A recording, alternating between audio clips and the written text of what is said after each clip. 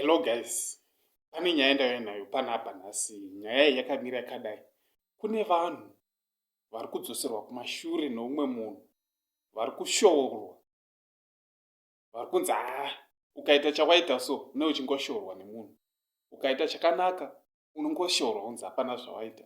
Saka kune vanhu vatova neconfusion nekuda kwevamwe vanhu vari kutaura manegative words pane kune vamwe vanhu. Munhu akaita chaaita anenge achingoshoorwa so. Saka nyaya ndainayo panapa guys ndisati ndapinda munyaya yacho guys, ndoda kuti ndaisa wakasubscribe to this channel.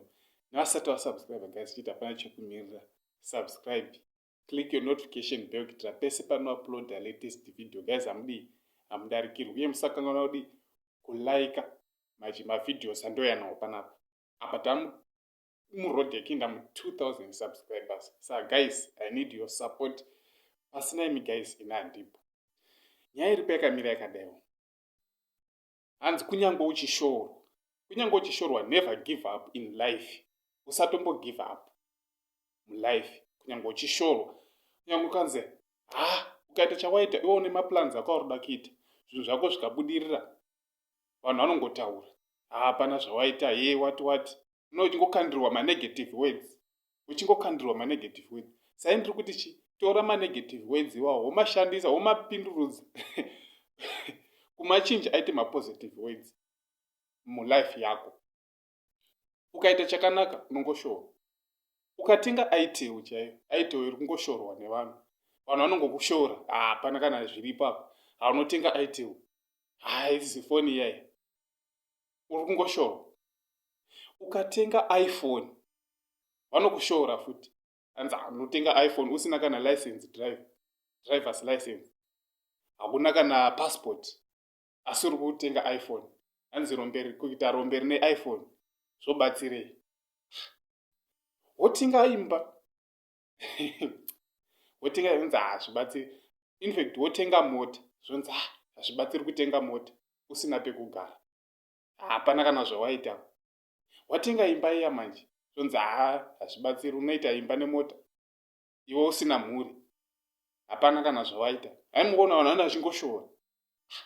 Woita zvemhuri iyai, hanzi hapana kana zvawaita, woita mhuri kuita mazana akawanda hachangofa tese. Saka guys, ndo zvandoda kuti muone kuti vanhu vanongoshoora. Ukaita chakanaka unongoshoora, wotoshaya kuti woita zvipi. Saka guys, kune vanhu vatova confused, vatova neconfusion kuti saka ndoita chii manje, chii chandakuita, ko zvese zvandiri kuita ndirikungoshoora. Ndikada kuti ndiite so, vanhu vanongondishoora. Saka guys, nyaya ndainaipa ndeyekuti chii, never give up in life. Kunyangwe uchishoorwa sei nemunhu, iwe ndo unoziva zvawakananga, zvauri kuda, success yako yauri kuda mulife, nezvauri kuda kugadzira mulife yako. Usashisidzirwa nemunhu kana kushoorwa kunzi hapana zvawaita. Iwe ramba wakafocasa nelife yako.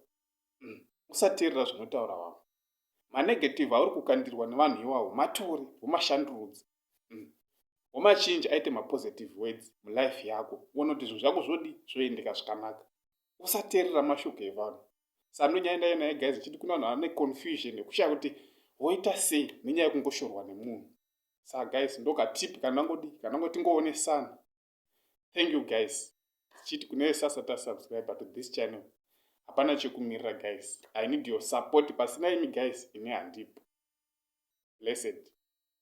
Like a Hellcat.